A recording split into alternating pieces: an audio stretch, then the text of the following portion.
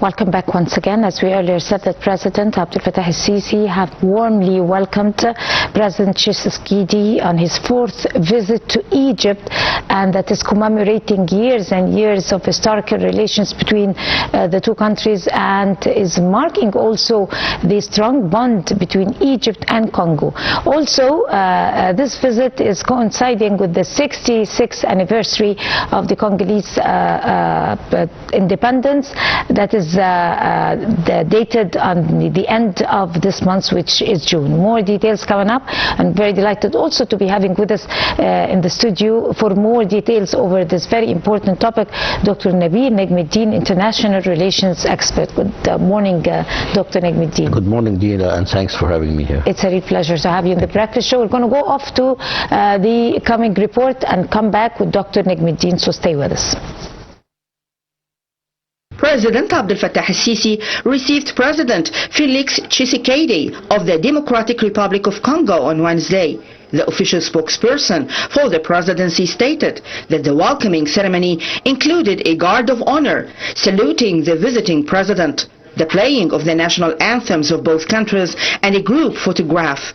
This was followed by a bilateral meeting between President el-Sisi and the Congolese president, then an expanded session of talks with the delegations of both countries.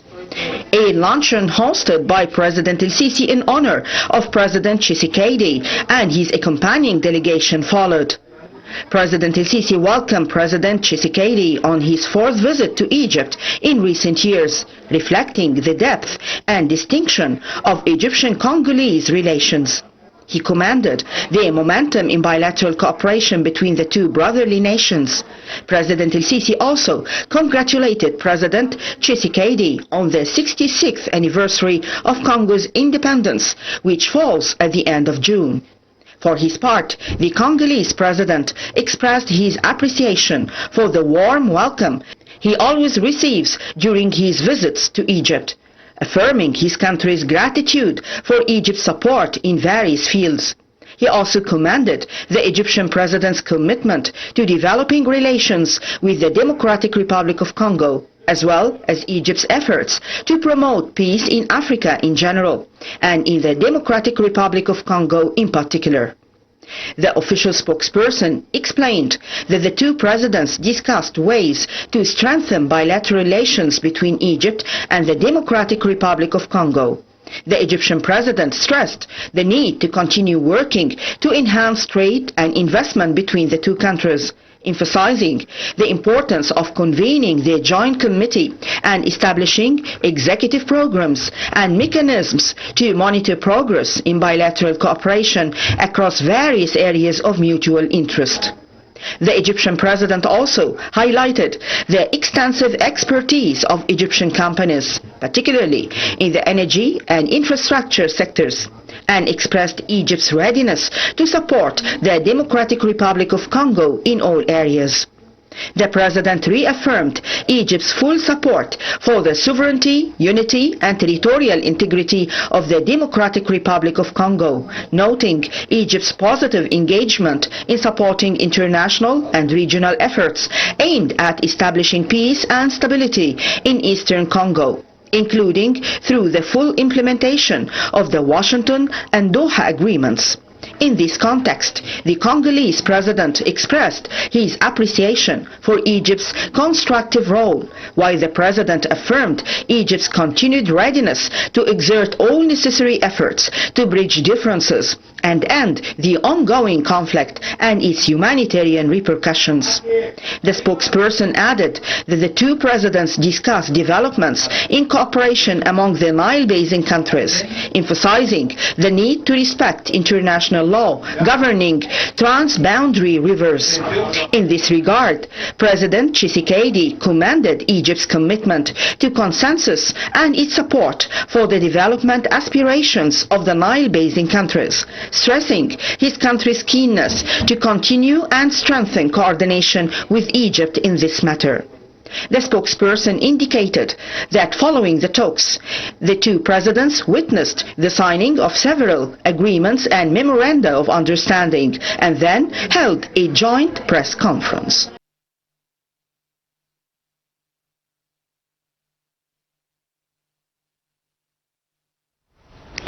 Welcome back once again. Very delighted to be having with us here in the studio Dr. Nabil, Negm, International Relations Expert. Good morning, Dr. Negm. Yes, good morning.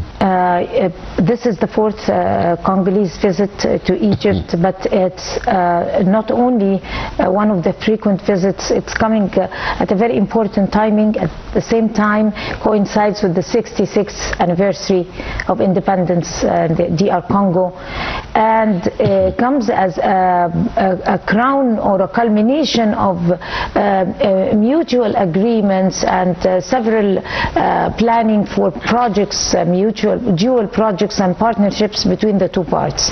How would you assess this visit? As you just mentioned, this is the fourth official visit of the President Tshisekedi to Egypt in a very few years, and it reflects the deep and strong relation between Egypt and Democratic Republic of Congo. For sure, we have to say that it's not today's issue. The relation between the two countries goes back to 1960s because Egypt by then played a quite crucial role to help Jomo Kenyatta to get the independence. And Egypt has really recognized the new independent state and helped a lot through supporting the new regime and through exchanging know-how regarding the infrastructure projects for Congo. Right. How did this partnership or strong partnership change the issues from symbolic diplomacy to strategic cooperation? How did that evolve? Because there is sort of common interest between the two countries. Congo is one of the Nile basin countries, and the Great Lake comes from there, and White Nile comes from Congo. So between Egypt and Congo there is the Nile, the water issue. And number two, there is the sort of what you call it a partnership in defense and security issues as well. Right. How important is the Democratic Republic of Congo within Egypt's broader African policy, especially considering Congo's geopolitical weight, natural resources and influence in general in Central Africa? Yes, it is very interesting and very strong because Congo is playing quite a crucial role when it comes to the River Nile, and with those sort of projects like the Ethiopian Dam and the other plans to build other dams in the Blue Nile, the relation between Cairo and Kinshasa is going to be very, very serious and very important, because between Cairo and Kinshasa there is a lot of common interests. Number two, when it comes to trade, we do have great bilateral commercial and economical relations, and when it comes to the terrorism and fighting terrorism, there is an agreement between Cairo and Kinshasa regarding training the security officials of Congo and helping the government of Kinshasa to confront the threats of security threats. How is this encounter be viewed as part of Egypt's strategy to deepen its presence inside Central Africa, and even at the same time strengthen its role as a leading African power? Definitely, the President of Democratic Republic of Congo shares with the President Sisi all these sort of agenda interests.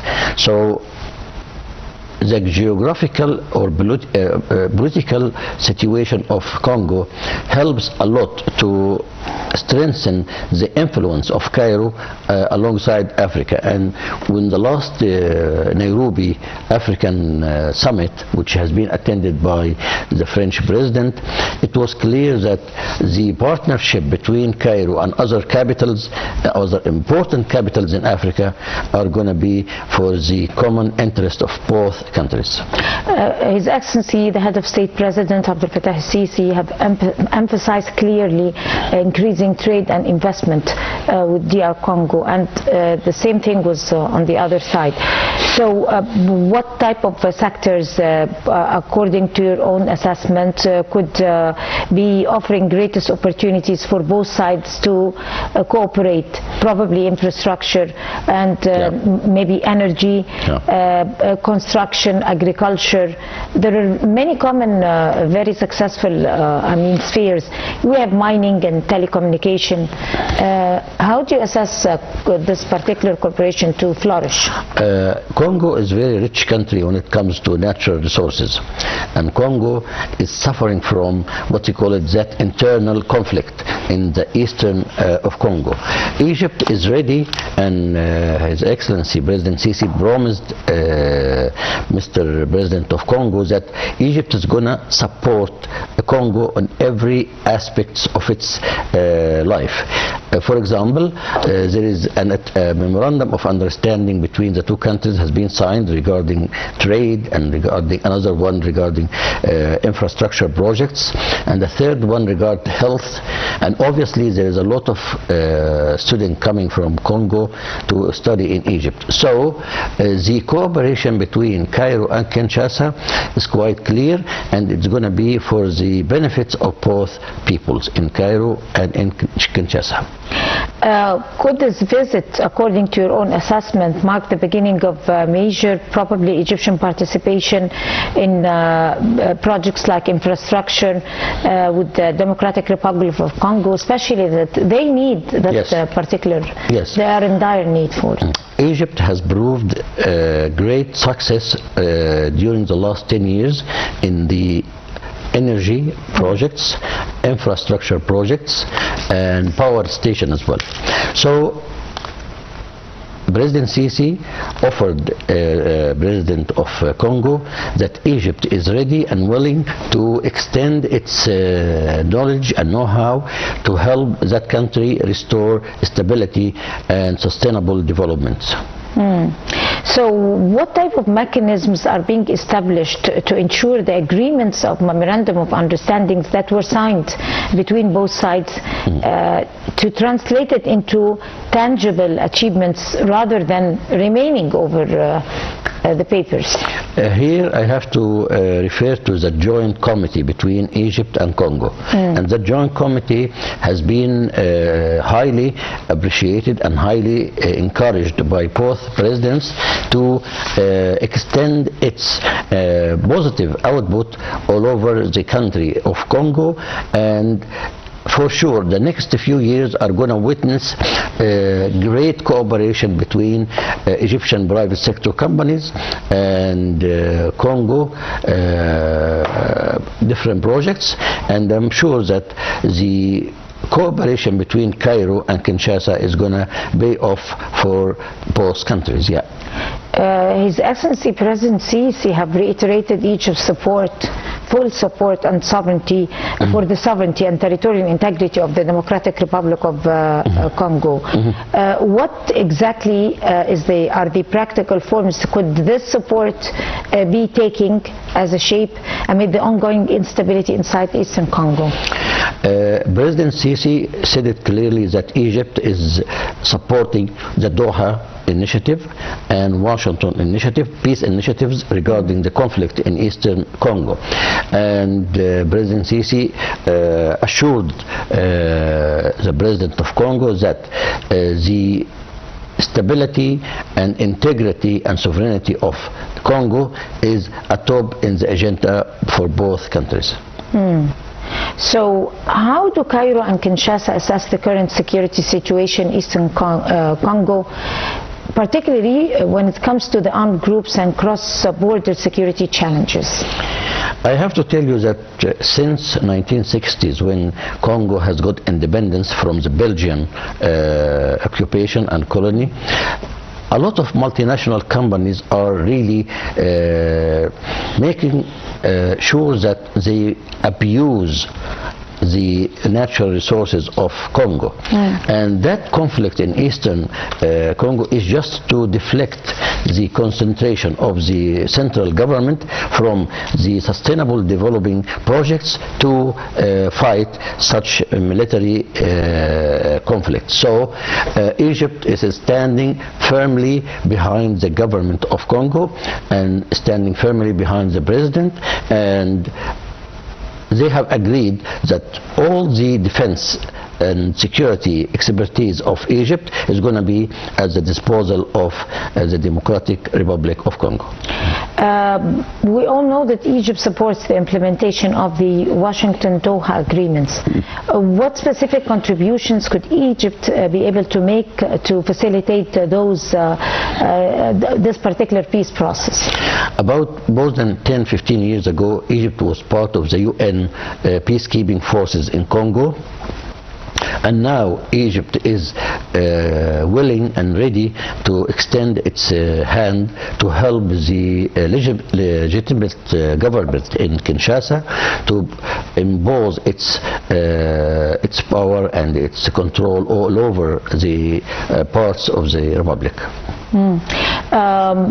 Could Egypt be able to play a larger mediation role in the Great Lakes region, given its diplomatic credibility and depth inside Africa? Definitely. Egypt is doing that through the African Union and through the different security organization of the African Union. For sure, this sort of close relation between the president of Congo and the president of Egypt are going to help a lot to impose security and stability in that country. What exactly are the broader regional implications if peace efforts in Eastern Congo succeed or fail? If it fails, it's going to create another what you call it, another point of unrest and conflict. But they have no choice but to help the central government impose its control all over the parts of Congo, because the greater lake is very close there, and Congo is not just a small country. It has got its political and geographical importance, which is going to affect the neighboring country as well.